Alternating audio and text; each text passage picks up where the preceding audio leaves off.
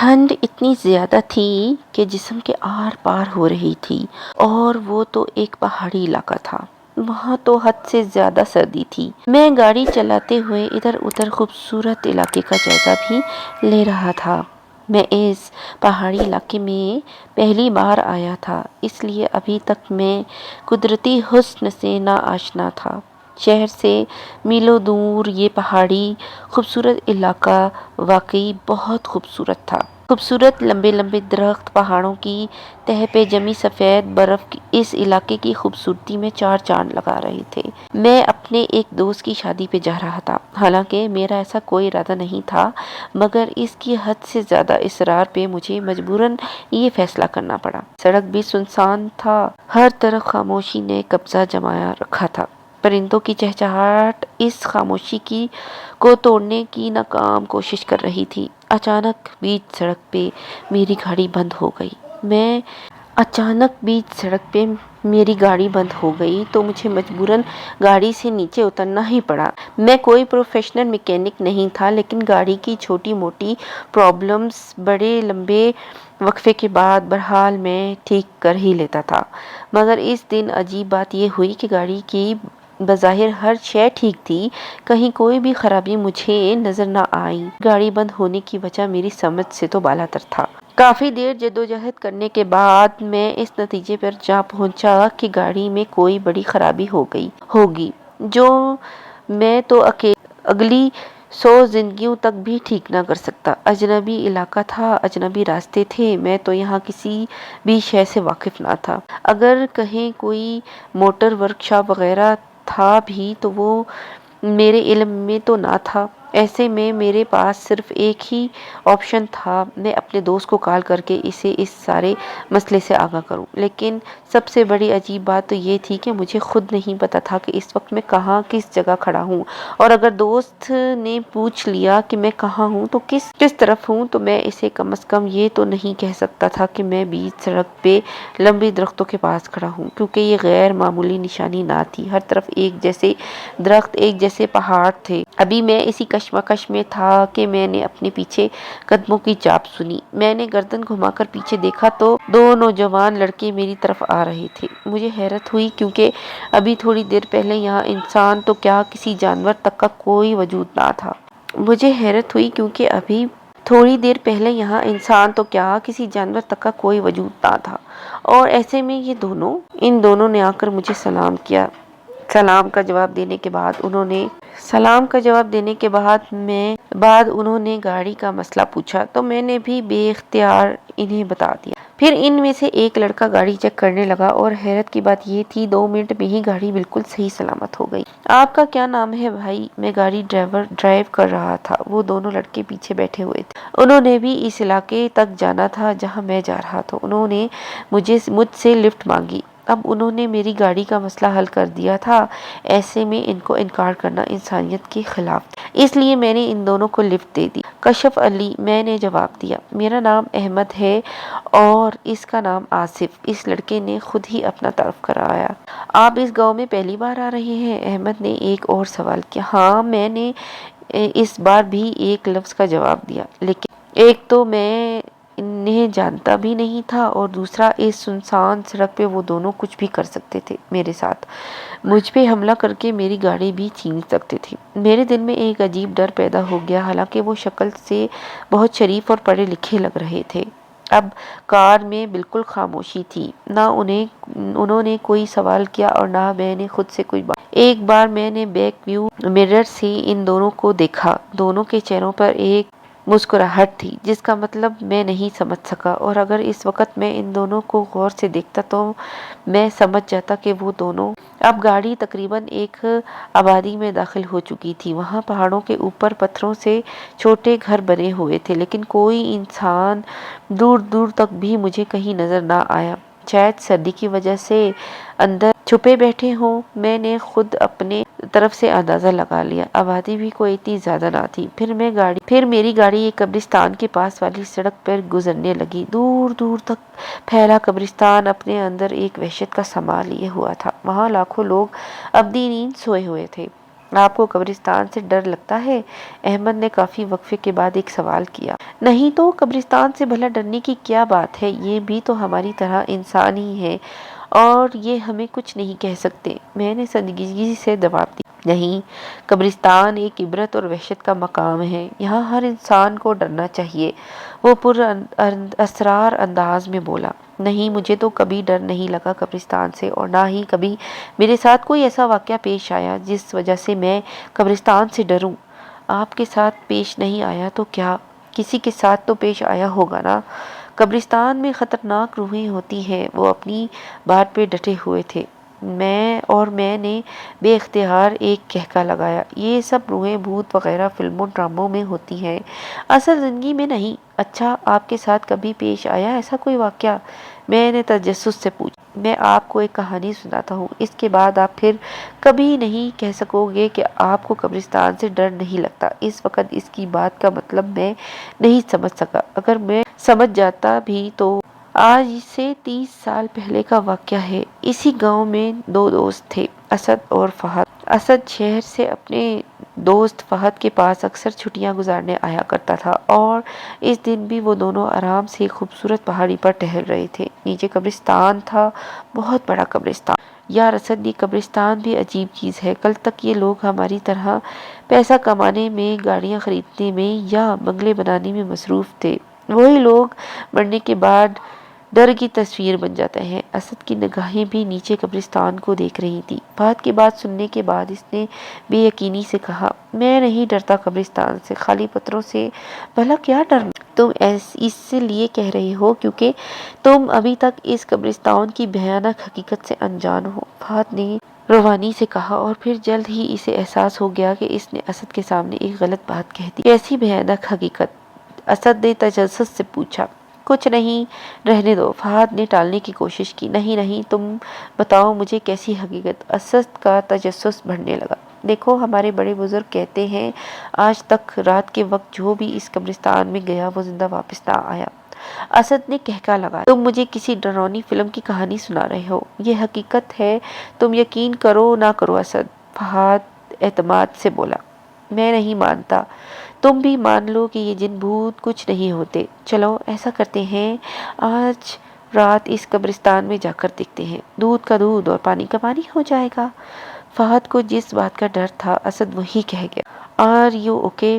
تمہیں پتہ بھی ہے تم کیا کہہ رہے ہو؟ چلو گھر واپس چلتے ہیں، فہد نے گھبراتے ہوئے کہا۔ نہیں، اب تو بالکل بھی نہیں، ابھی تو قبرستان کا بھوت دیکھنا باقی ہے، اسد نے مذاق اڑانے والے انداز میں کہا۔ بے وقوف مت بنو فہد، یہ کوئی مذاق نہیں ہے، آج تک جو بھی رات کے وقت اس قبرستان میں گیا وہ کبھی لوٹ کر نہیں آیا۔ چلو تمہیں جانا ہے تو جاؤ، میں دیکھ کر ہی رہوں گا، دیکھتا ہوں مجھے کیا ہوتا ہے، اسد حتمی لہجے میں بولا۔ فہد کی گھبراہٹ میں مزید اضافہ ہو گیا۔ اسد کسی بھی طرح اس کی بات ماننے کو تیار نہ تھا، اسے سمجھانے کا وہ ہر طریقہ استعمال کر چکا تھا، مگر اسد ضدی تھا، اس لیے ان سب چیزوں کا ہمیشہ سے شوق رہا۔ وہ چاہ کر بھی اپنے بچپن کے دوست کو اکیلا نہیں چھوڑ سکتا تھا، اسے اسد کی ضد کے سامنے مجبوراً رات کو اس قبرستان میں جانے کا فیصلہ کرنا ہی پڑا۔ لیکن اس فیصلے کے باوجود وہ یہ بھی جانتا تھا کہ وہاں جانا کوئی معمولی بات نہیں ہے، اس کا دل تھر تھر کانپ رہا تھا۔ کالی رات نے اپنی لپیٹ میں لے رکھا تھا، ہر طرف لرزا دینے والا اندھیرا چھایا ہوا تھا۔ وہ دونوں دوست زندگی کی ایک ایسی بھیانک موڑ پہ کھڑے تھے جہاں سے واپس لوٹ جانا مشکل نہیں، ناممکن تھا۔ وہ دونوں اس خطرناک قبرستان کی باہر کھڑے تھے۔ اس قبرستان میں لوگ رات کو کیا دن کی روشنی میں بھی آنے سے گھبراتے تھے۔ جانے کون سا راز دفن تھا اس قبرستان میں؟ اچانک تیز ہوا چلی اور جیسے ہوا میں ایک آواز آ رہی ہو، لوٹ جاؤ، لوٹ جاؤ۔ فہد نے اسے سمجھانے کی آخری کوشش کی، مگر اسد کا فیصلہ ابھی بھی وہی تھا، یا آر یا پار، یا جیت یا زندگی یا موت۔ ان دونوں نے اپنا پہلا قدم اس قبرستان کے اندر رکھا۔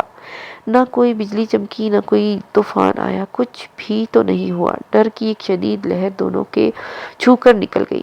سارا قبرستان سنسان تھا، دور دور تک کسی انسان تو کیا کسی پرندے کی بھی آواز نہ تھی۔ دونوں کی نگاہیں ادھر ادھر بتلاشی پھر رہی تھیں، شاید انہیں کسی کی تلاش تھی، کسی جن بھوت جو انسانوں کو کھا جاتا ہو۔ رات کے 1 بج رہے تھے۔ انہیں وہاں کھڑے ہوئے 2 گھنٹے ہو گئے تھے، لیکن انہیں کچھ بھی نہ ملا۔ کوئی انسان، کوئی جن، کوئی بھوت، کچھ بھی نہیں دیکھا۔ میں نے کہا تھا نا، یہاں کچھ نہیں، گاؤں والے تو ایسے ہی بکواس کرتے ہیں، اسد نے فتحانہ انداز میں فہد کی طرف دیکھتے ہوئے کہا۔ اچانک ایک کالی بلی بھاگتے ہوئے ان کے پاس سے گزری اور ہوائیں تیز تیز چلنے لگی۔ آسمان پر بجلی چمکی جیسے کسی بہت بڑے طوفان کا پتہ دے رہی ہو، جیسے یہاں سب کچھ تباہ ہونے والا ہو۔ پھر اسد کی نظر اچانک سامنے والی قبر پر پڑی۔ قبر سے ایک سفید داڑھی والا انسان، جس نے سفید رنگ کے کپڑے پہنے ہوئے تھے، نکل رہا تھا۔ یا اللہ، یہ کیا ہے؟ کوئی خواب نہیں، ایک حقیقت۔ وہ سب سچ تھا۔ فہد کے دل میں شدید خواہش پیدا ہوئی، کاش وہ کوئی خواب دیکھ رہا ہو، کاش یہ سب جھوٹ ہو، لیکن ایسا کچھ نہ تھا۔ وہ سفید کپڑوں والا بوڑھا آدمی سامنے ہی کھڑا تھا، لیکن اچانک وہ غائب ہو گیا۔ نہ جانے کہاں چلا گیا۔ کون تھا وہ اور کیا چاہتا تھا؟ کہیں یہی تو سارا انسان نہیں کھاتا۔ دونوں ڈر کے مارے کانپنے لگے، پسینہ پسینہ ہو گئے۔ وہ کیا دیکھ رہے تھے؟ کسی دنیا میں پہنچ گئے تھے۔ اسد اور فہد بھاگتے ہوئے اس قبرستان سے باہر جانا چاہتے تھے، لیکن وہ ایسا نہ کر سکے کیونکہ اس قبرستان کا کوئی دروازہ بھی نہیں تھا۔ جس طرف جاؤ قبریں ہی قبریں ہیں۔ وہ دونوں تھک کر رک گئے۔ پھر انہیں کسی کے چلنے کی آواز آئی۔ وہ آواز قریب ہوتی گئی۔ دونوں نے جب پیچھے دیکھا تو جیسے دھماکہ ہوا۔ ایسا منظر کہ انہوں نے پہلے کبھی نہیں دیکھا۔ نہ آسمان گرا، نہ زمین پھٹی، لیکن بہت کچھ ہو گیا۔ سامنے ایک قبر پھٹا ہوا تھا۔ اس میں ایک مردہ لیٹا ہوا تھا اور اس کے پاس ایک سفید بڑی دانتوں والی بوڑھی عورت اس مردے کا خون پی رہی تھی۔ فہد کو لگا اچانک اس کی دھڑکنیں رک جائیں گی۔ اس نے بے ساختہ اسد کا ہاتھ پکڑ لیا اور خود ڈرا ہوا تھا۔ وہ دونوں جلدی جلدی وہاں سے بھاگ گئے اور جا کر ایک قبر پر بیٹھ گئے۔ انہیں بیٹھے ہوئے نہ جانے کتنی دیر ہو گئی۔ رات کے شاید 2 بج رہے تھے۔ انہیں پاس سے ہی کسی کے رونے کی آوازیں آئیں۔ دونوں نے گردن گھما کر دیکھا تو سامنے ایک اور بوڑھی عورت ایک قبر کے پر ماتھا ٹیکے رو رہی تھی۔ وہ کون تھی؟ کیوں رو رہی تھی؟ ان سب باتوں میں اب فہد اور اس کو کوئی دلچسپی نہ تھی۔ اچانک رونے کی آوازیں بڑھنے لگیں۔ تم مجھے کیوں چھوڑ کر چلے گئے؟ کون ہے میرا تیرے بعد؟ اب میں اس قبرستان سے باہر کیسے نکلوں گی؟ بوڑھی عورت روتے ہوئے یہ باتیں بھی کر رہی تھی۔ اس کی باتیں سن کر اسد کو اس پر ہمدردی ہونے لگی۔ شاید وہ بھی ان دونوں کی طرح کوئی مسافر ہو، شاید وہ بھی یہاں آ کر پھنس گئی ہو۔ کون ہیں آپ اور کیوں رو رہی ہیں؟ اسد نے اس کے قریب آ کر پیار سے پوچھا۔ اس بوڑھی عورت نے اپنی کوئی درد بھری کہانی سنائی۔ پھر اسد اور فہد کی ہمدردی پا کر وہ انہیں یہاں سے نکلنے کا راستہ بتانے لگی۔ وہ بوڑھی عورت چلنے لگی اور وہ دونوں اس کے پیچھے پیچھے چلنے لگے۔ اچانک ایک پھٹی ہوئی قبر کے پاس وہ عورت رک گئی اور اس بوڑھی عورت نے بتایا، یہاں سے باہر جانے کا راستہ اسی قبر کے اندر ہے۔ بوڑھی عورت قبر میں داخل ہو گئی۔ وہ دونوں بھی اس کے پیچھے پیچھے قبر میں آ گئے۔ اچانک فہد کی نظر اس کے پاؤں پر پڑی۔ اس کو تو جیسے جسم کا خون سوکھ گیا۔ اس کے پاؤں الٹے تھے، مطلب وہ کوئی انسان نہیں بلکہ بدروح تھی۔ وہ دونوں جتنا تیز بھاگ سکتے تھے بھاگے۔ انہیں اپنے پیچھے اس عورت کے کہہ کے سنائی دی، 1 منٹ گاڑی روکیں۔ میں احمد کی آواز پر چونک گیا۔ میں نے بریک لگا دی۔ احمد گاڑی سے اتر کر سامنے سڑک پر لگے پانی کے نلکے سے پانی پی رہا تھا۔ مجھے بھی پیاس کا احساس ہوا، گلا سوکھ رہا تھا۔ میں نے بھی گاڑی سے اتر کر پانی پیا، لیکن میری ساری توجہ اس وقت اس کہانی پر تھی جو احمد مجھے سنا رہا تھا۔ گاڑی میں واپس بیٹھ کر میں نے تجسس سے احمد کو ایک بار وہ واقعہ سنانے کو کہا۔ وہ ایک بار پھر شروع ہو چکا تھا۔ وہ دونوں وہاں سے بھاگ کر اس بھیانک قبرستان سے باہر نکلنا چاہتے تھے۔ ہوائیں تیز تیز چلنے لگیں۔ رات کی تاریکی اور زیادہ گہری ہوتی گئی۔ قبرستان سے طرح طرح کی آوازیں سنائی دے رہی تھی۔ فہد اور اسد کے لیے یہ سب کچھ نیا تھا۔ آسمان پر تارے چمک رہے تھے، لیکن وہ زیادہ دیر دکھائی نہ دیے کیونکہ ان کی جگہ بادلوں نے لے لی۔ اچانک بادل زور زور سے برسنے لگے۔ ماحول میں ایک عجیب وحشت چھا گئی، لیکن وہ چلتے رہے کیونکہ ان کی منزل دور تھی، بہت دور۔ انہیں ایک قبرستان سے باہر نکلنا، کسی بھی طرح کسی بھی قیمت پر بارش اور تیز ہو گئی اور ساتھ ہی ساتھ برف باری بھی شروع ہو گئی۔ پھر دیکھتے ہی دیکھتے بارش کے قطرے خون میں تبدیل ہو گئے۔ لگتا ہے قبرستان کو بھی علم ہو گیا کہ وہ دونوں یہاں سے بھاگنا چاہتے ہیں، اس لیے وہ ان کا راستہ روکنے کی کوشش کر رہے تھے۔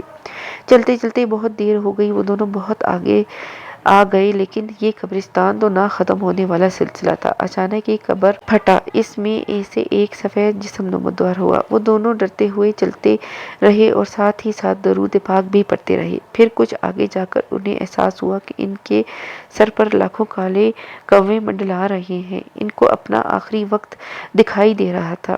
اب معاملہ حد سے زیادہ سنگین ہو گیا تھا۔ ایسا لگتا تھا کہ یہ سماں بہت بڑا طوفان لے کر آئے گا۔ پھر بھاگ جانا چاہتے تھے تو تم دونوں، موت سے بھی کبھی کوئی بھاگ سکتا ہے، اور تم لوگوں کو کیا لگتا ہے اس قبرستان سے بھاگنا اتنا آسان ہے؟ یہاں آتا انسان اپنی مرضی سے ہے، لیکن جائے گا وہ ہماری مرضی سے۔